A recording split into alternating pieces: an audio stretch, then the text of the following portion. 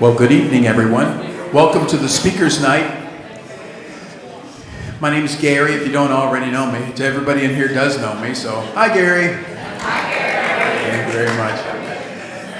Glad to have you on this, our last Speakers Night for the season. We've got some great ideas set up for next year, and I'm going to introduce to you in a second our leader for Speakers Night.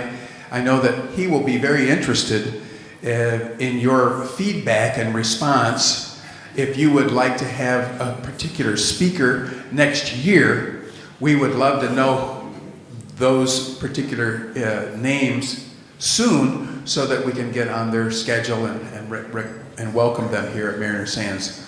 One of the nice things that's about our Speakers Night is usually we find someone who is willing to come here at no cost.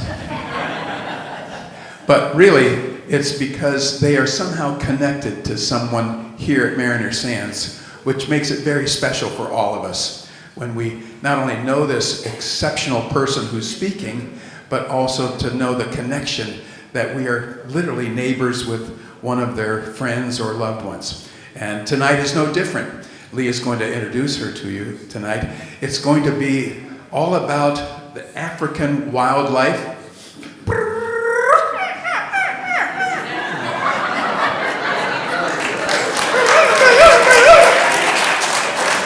In the jungle, the mighty jungle, the lion sleeps tonight. Wimbo. Anyway, it's not about me.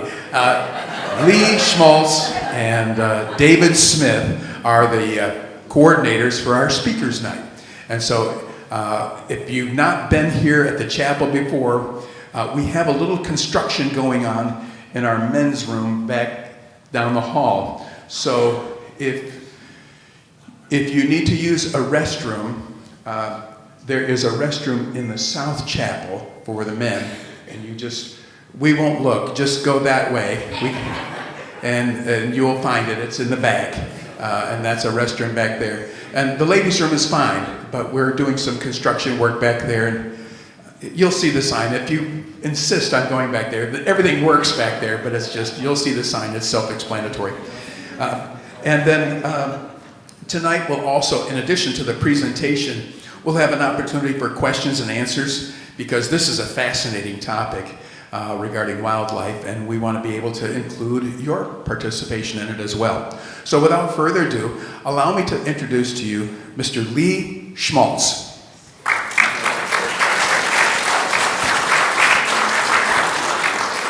Thank you, Gary. And just to reiterate what he said, in a sense, we've had 7 speakers that come through you folks here in Mariner Sands, recommend out of 15 that we've done since 2000. So we do look for input from you folks and find that obviously Mariner Sands is a very rich resource of people that have a great story to tell. So at this point, without further ado, I want to introduce to you Dr. Deborah McCallum, and she is the daughter of Dee Way. Dee, just stand up. Many of you know Dee, but she's a neighbor and a good friend. Deborah lives in Spain, lives in Madrid, Spain, and also has a ranch in Montana. Now, out of those locations, that's what she works from there to go to Asia, Africa, North America, so forth. Back in the year 2012, Deborah co-founded the organization VIEW, which is Veterinary Initiative for Endangered Wildlife. She is also the executive director of that organization, and she'll tell you more about that. It's a worldwide organization, and she really co-founded that. It's big, for sure. But we're very fortunate to have her here. She's a trailblazing veterinarian conservationist, and a leader in global health care for wildlife. So we're very fortunate to have somebody of her nature to speak to us about obviously what she's done and what she's accomplished.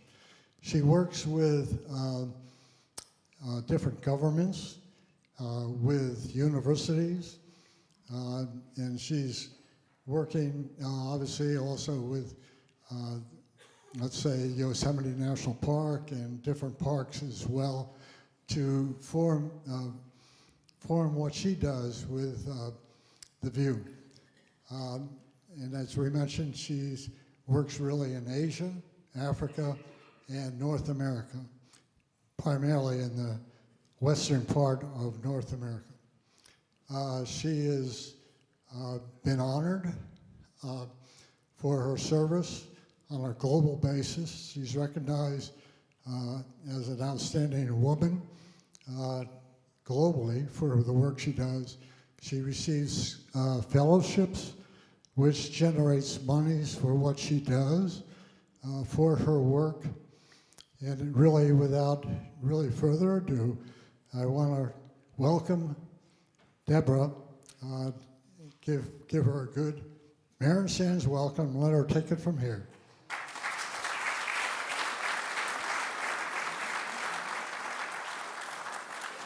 Hello, everybody. Thank you, Lee. Thank you for organizing this. Gary, for having me speak to you tonight.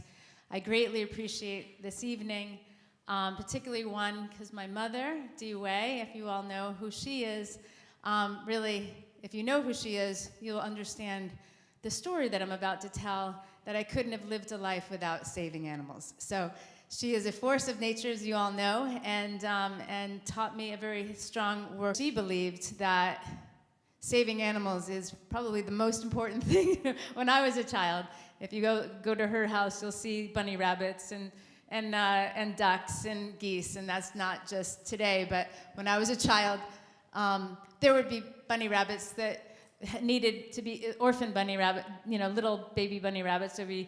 My mother would rehabilitate in our laundry room, or a duck that was thought he was a cat. So we had a menagerie of wonderful siblings. It wasn't actually just animals; they were our siblings. So thank you tonight, and also particularly all of you. Some of you in this room.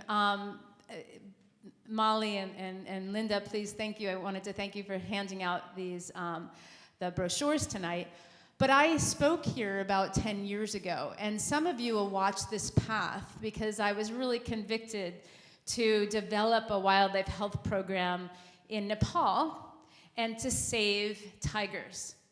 I am a wildlife veterinarian. A wildlife veterinarian you won't meet very often, not one that actually captures tigers in the wild or helps collar rhinos in the jungle.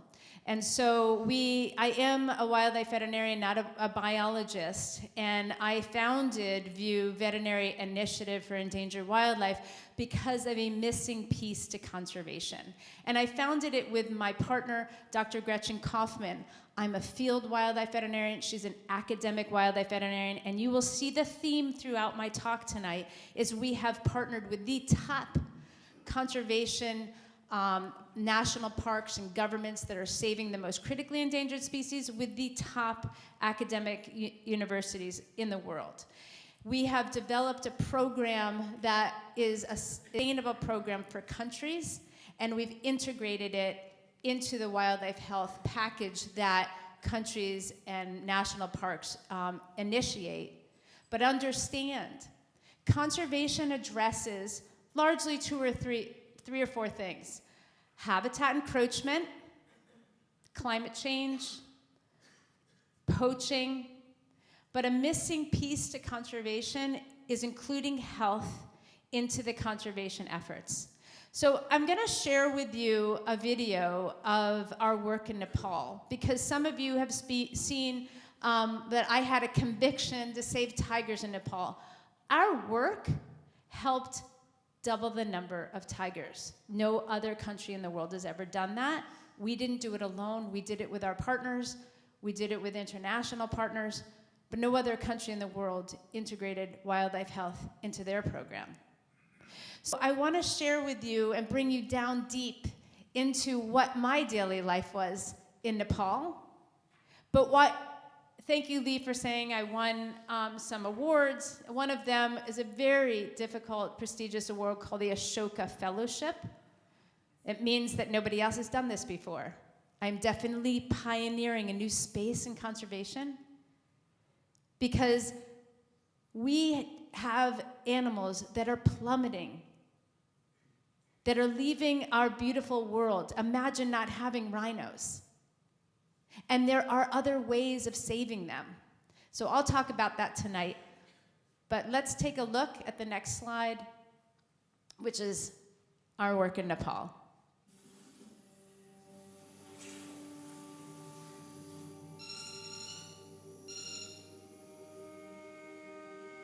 Lions in Africa get tuberculosis. Bengal tigers have gotten canine distemper. The critically endangered saga antelope, 210,000 animals died within a fortnight. Critically endangered wildlife are dying due to diseases they're sharing with dogs and humans. This is happening globally, not just with individual animals, but on a global scale with our fragile endangered populations. I'm Dr. Deborah McCauley. I'm a wildlife veterinarian. We founded VIEW Veterinary Initiative for Endangered Wildlife to address the missing piece to conservation, which is wildlife health.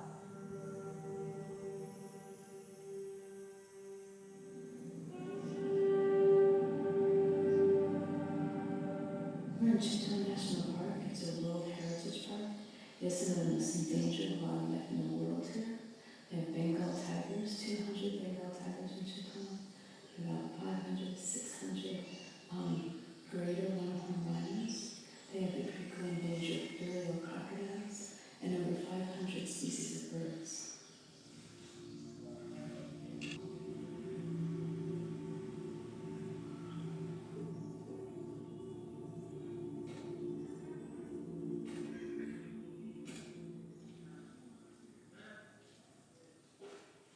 Tuberculosis is a disease that affects the lungs and causes pneumonia, and it affects people, domestic animals, and wildlife.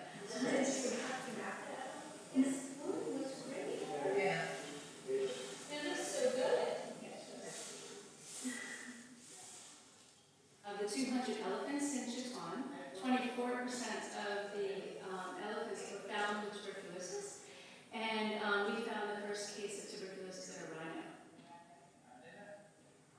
Tuberculosis is one of the biggest problems on a global scale, and it's shared with all species. We started our program here in Chitwan National Park in a threefold way. We have trained over 200 wildlife professionals on safe capture techniques and disease surveillance. We've also helped with their infrastructure, building a field laboratory, and they're building a wildlife health.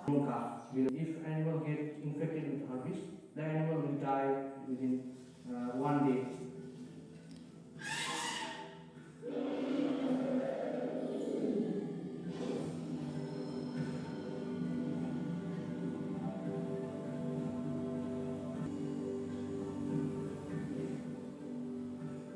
This is a very recent kill of a tiger, and with a spotted deer, you can see the drag marks right down here, right next to the rhino tracks. And we saw a whole group of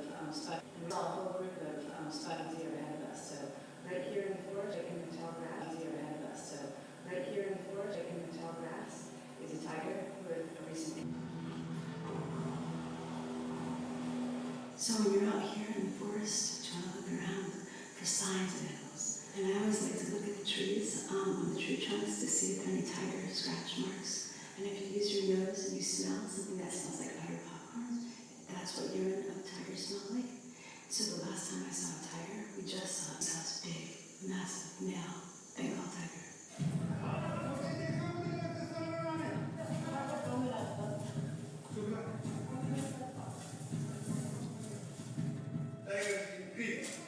Tigers came outside the problem, protecting buffalo, cow.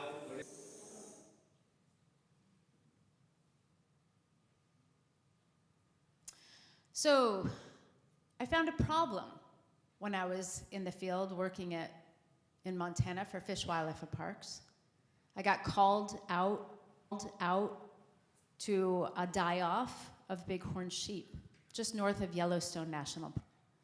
And I walked out into the pastures with our team, and I saw this beautiful ram emaciated and staggering and fell and collapsed in front of our truck.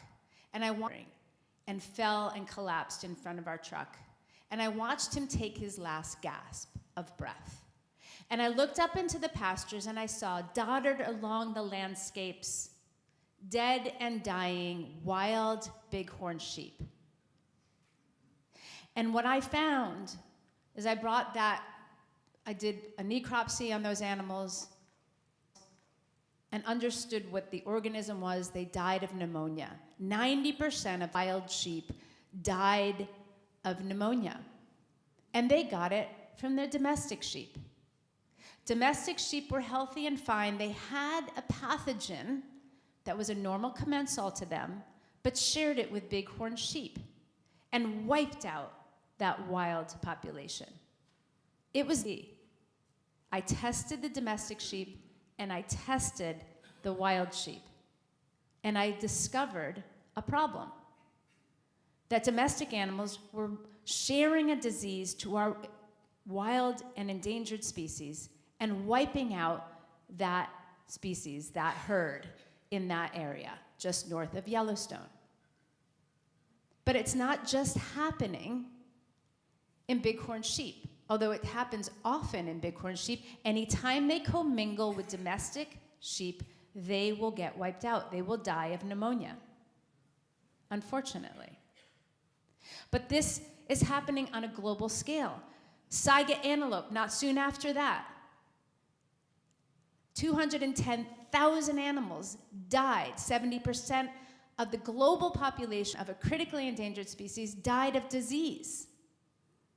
I read this morning on the news that marine mammals are washing up on shores.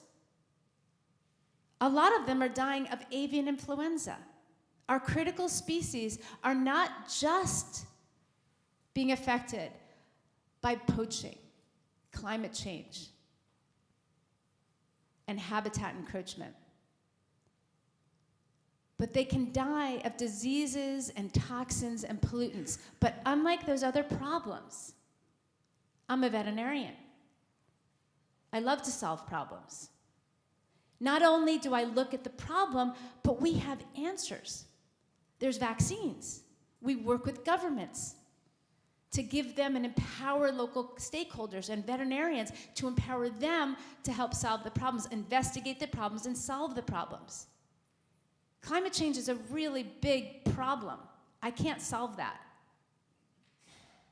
But can I treat a tiger and re-release it back into the wild? I have. You'll never meet anyone else ever to have done that. Now those tigers can go out and breed and have more tigers. But it's not just treating, it's preventing die-offs. So my partner and I, former director of conservation medicine at Tufts University, and me, a field veterinarian, working in the top organizations, Wildlife Conservation Society, Fish, Wildlife, and Parks, and an accredited zoo, we saw still a missing piece to our critical species. And we had no other choice but develop a program,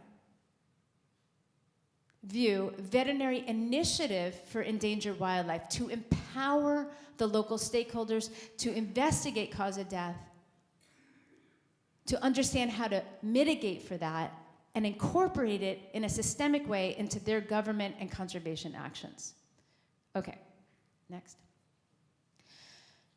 So, being the expert on tigers, I was asked to do research in Nepal. And just prior to coming to Nepal, the day I arrived, the day before I arrived, I heard of a story of a tiger walked out of the Chitwan National Park, walked into a local village where there was a hotel, collapsed into the hotel lobby, and was, staggering and seemed, it was displaced. So what they did is they picked up that tiger and they moved it to another park.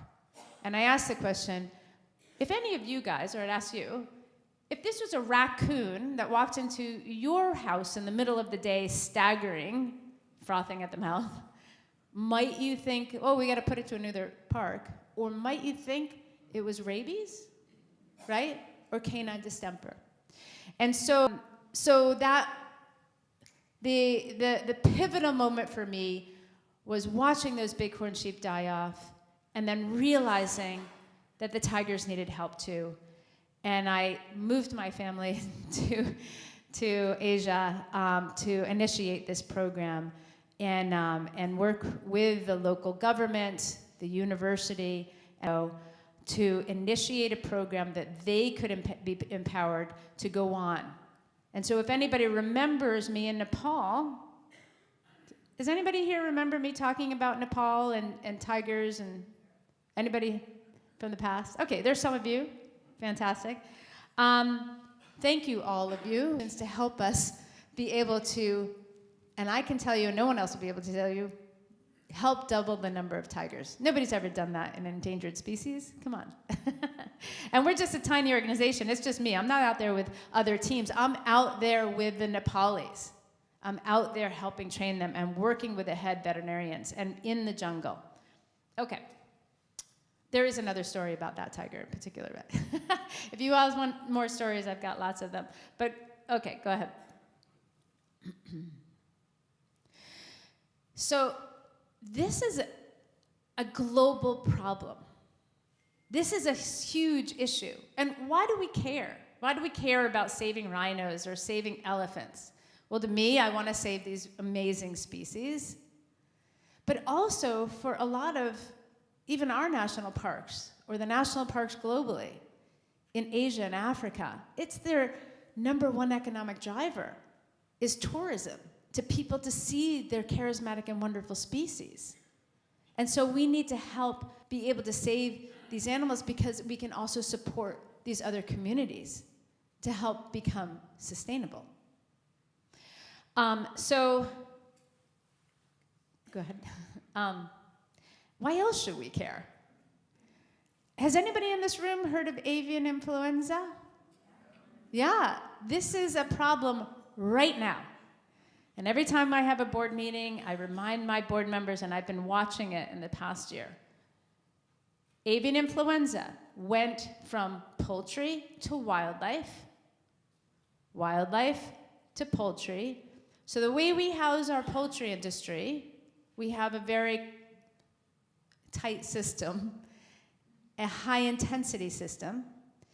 And if you have a virus that goes into that system and a sparrow comes in to that poultry, they can bring it out to the rest of the world. And so we were watching wild birds bringing avian influenza globally, but if we can't control it on our poultry, and it's not just US, this is a global problem, right? Everybody eats chickens, and the way that we house our chickens is very challenging our biodiversity. I think we have excellent biosecurity in our country, but we still can be better. Vaccinations can reduce the spread of these diseases, but unfortunately, now it's not only spread from birds, but it's spread to over 200 mammals in the US alone. Over Christmas, 40 tigers died in Thailand. So now it's jumping to other species. It's jumping to polar bears. It's jumping to tigers. We're seeing it in mountain lions. We're watching beaches, as I told you, with marine mammals washed up on beaches due to avian influenza. And I'm sure you all know, cows. So what's the risk? This is a global epizootic. But how quickly and easily could it be a pandemic? Go ahead. Where the mortality rate since 2003 is 50%. Does anybody remember what the mortality rate in COVID was? 1 or 2%. So, we have to be sensitive to what our animals' diseases they're getting too, because 60% of all diseases we share with animals, and 75% of new and emerging diseases are shared with wildlife. So it matters that our animals are healthy because we can be healthy.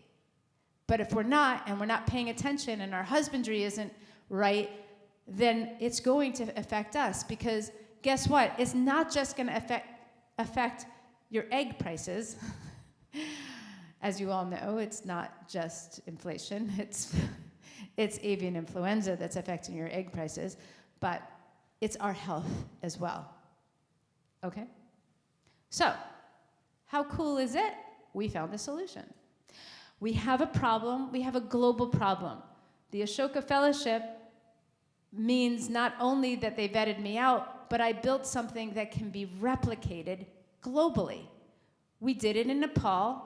We don't have to stay in Nepal anymore. We've empowered the local community, the university, veterinary students, the park rangers, the government. We helped write the first national health strategy plan. So they not only can take what we built in Chitwan National Park, but they can replicate it for their other national parks. So we do that through education, providing tools and technology, and helping them do research. So the educational component, we always partner with the university. I'm really proud of the work that we've been doing in Rwanda, because we're not only just training at the university level, but we're zooming in international veterinarians and those vet students, and they're working together and working out problems, so we're improving their networking. We work with the local government. I'm not gonna go to a country and just pop in there and start immobilizing their tigers. They asked me to come. Do you know how many countries now have asked me to come to their country? We actually need funding to do that, so great. But yeah, we get government, national parks, and we have to try to make this sustainable. My goal is to make it sustainable within 3 to 5 years, country, and empower that local government to be able to not only do it in their national park, but replicate it. I'll get into a little bit more detail later if we have time. Go ahead. And what's so amazing is that we have the top team. Veterinarians are amazing already. Okay, they're great. But we're the best wildlife veterinarians. We have some of the best wildlife veterinarians in the world on our tiny little organization. We're a tiny organization. State veterinarian for Utah. State veterinarian for Oregon. A veterinarian that works for us is a state veterinarian for Idaho Fish and Game. He worked there for over 20 years. Top university professors on our scientific advisory council from UC Davis and Cornell University. We have projects with these students, and I am going to talk on a digital surveillance program in the North American region. So, go ahead. North America, this is our research station. These are elk. They always hang out there. They're just right by the university. We have an intern this past couple months. Fish, Wildlife, and Parks has been out there collaring elk, and our student intern has been out there with them. That's a program. An example of a beginning, middle, and end program was in Wyoming. We were working with the Fish, Wildlife, and Parks in Wyoming a couple of years ago around COVID, and they saw a die-off of moose. And they said, oh, I think the die-off is potentially, one of the folks at Fish, Wildlife, and Parks thought it was due to a disease, and but they weren't sure. You have to actually investigate cause of death. In the meantime, some of the folks thought it was due to hit by car. They built a corridor bridge, which is a great thing to do. But if you're not targeting the problem, and they spent $9 million to build a corridor bridge. Corridor bridges are very important.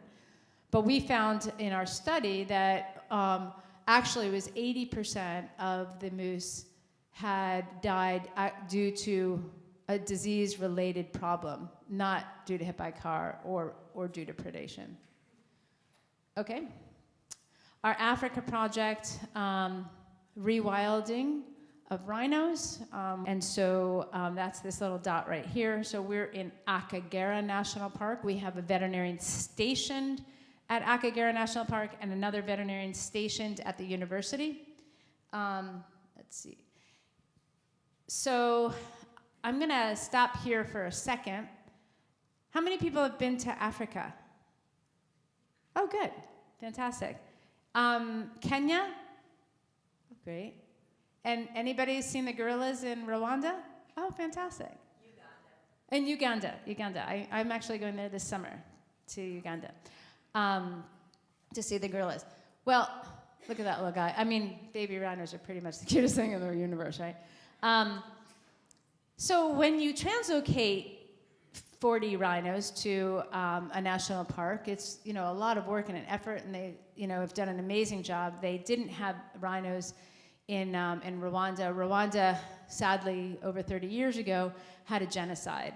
And so now, I don't know if anybody's, I will tell you, if you choose to go to Africa, do go to Rwanda. It's a beautiful country. They've done an amazing job, with their infrastructure. Their roads are beautiful. The people are friendly. Every Sunday, everybody's out cleaning, their space, their yard. And they've done an amazing job really bringing back their country. They have a national park called Akagera National Park, and our veterinarian is stationed there. One of our veterinarians is stationed there, and we've been training him, particularly on immobilization and clinical work on elephants and rhinos. So he's actually spent some time in our sanctuaries here, wildlife parks here in the U.S., to work with top veterinarians on elephant and rhinos. And then I'm headed to Rwanda in about a week's time to work with Dr. Charlene, who I just showed you. She is working with Yale University on a pesticide study in elephants. So when we first started in Rwanda, we taught over 200 students. We brought out about 35 to 40 students into the park. They hadn't seen rhinos and elephants, and they said, they grew up in living outside the parks, and they didn't even know they had these incredible species in their backyards. And so we train our veterinarians on wildlife health. We train them on conservation, but we also put a master's program. We're working with the university about having courses, long-term wildlife health courses at the university level, as well as stationing Dr. Charlene in the laboratories in the national park, at the university.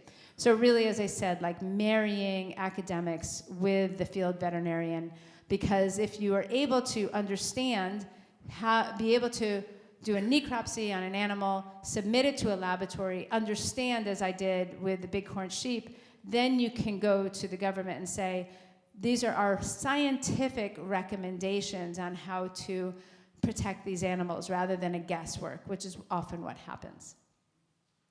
Okay, you can change. Okay, does anybody have questions about Africa? Any questions, actually, it doesn't matter.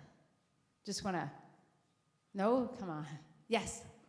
When I was in Uganda, since I've been back from there, they've done an initiative with the different communities, and they've involved the people who live there in voting for something that they get from tourism, like a new school or something like that. And they've really cut down the poaching amazingly because of this initiative. Are they doing that in other places, do you know? Yeah, sure. I think a lot of conservation, we included, I will go into that, always include local communities. And it's really important. We actually have scholarship programs with high schools. We have we bring in students. Our whole work is local communities and local. I mean, what's very exciting in Nepal, which is the same in Rwanda, is the vet school is literally located right outside the national park. It's at the north entrance of Akagera National Park. So we are always including the community. When I was in Nepal, we would go around, and I needed to know if there was canine distemper. I needed to prove that there was a disease that I thought was there. So what we would do is we would bring the veterinary students, truckloads of vet students, always women too. We would go out and we would train those veterinarians, because veterinary school is very different than the veterinary school I went to. And so holding a dog for getting blood, or even holding a dog or showing them how to do a vaccine, they had never been taught.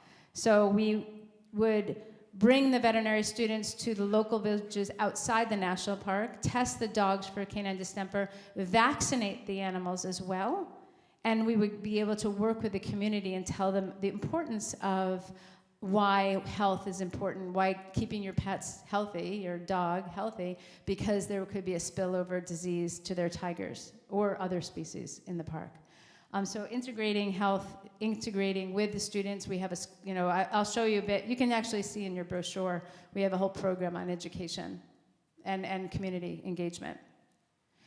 So, yes, please. The veterinarians work with your program on endangered species, both in the United States and worldwide? Good question. We're a small team. We have a team of 10 in our veterinary program, about 15 in total.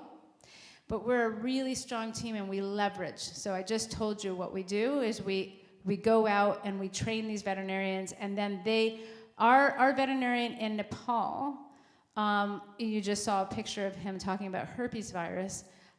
He has gone and now has trained thousands of national park rangers, veterinarians, veterinary students, and then he also, which we always do, we help them we teach the students how to do talks like this, to get up in front of conferences, and he goes and speaks in Texas or in Australia, and he's found his own funding. Part of our mentorship is about how do you write a paper, a research paper, how do you do presentations, and how do you find funding, how do you write grants. We work with them directly on writing grants. And so our program really is leveraging as much as we can. Would we like to grow? Absolutely. One of the most critical problems that I have today is that folks in Indonesia called us and said, we were down to 80 Javan rhinos, which is one of the most critically endangered species on the planet, and now we're down to 40. And we think it's a cattle disease, but we can't know unless we're the ones that look into it. So we don't have the team or the funding to go address that very critical problem. It pains me, let me tell you.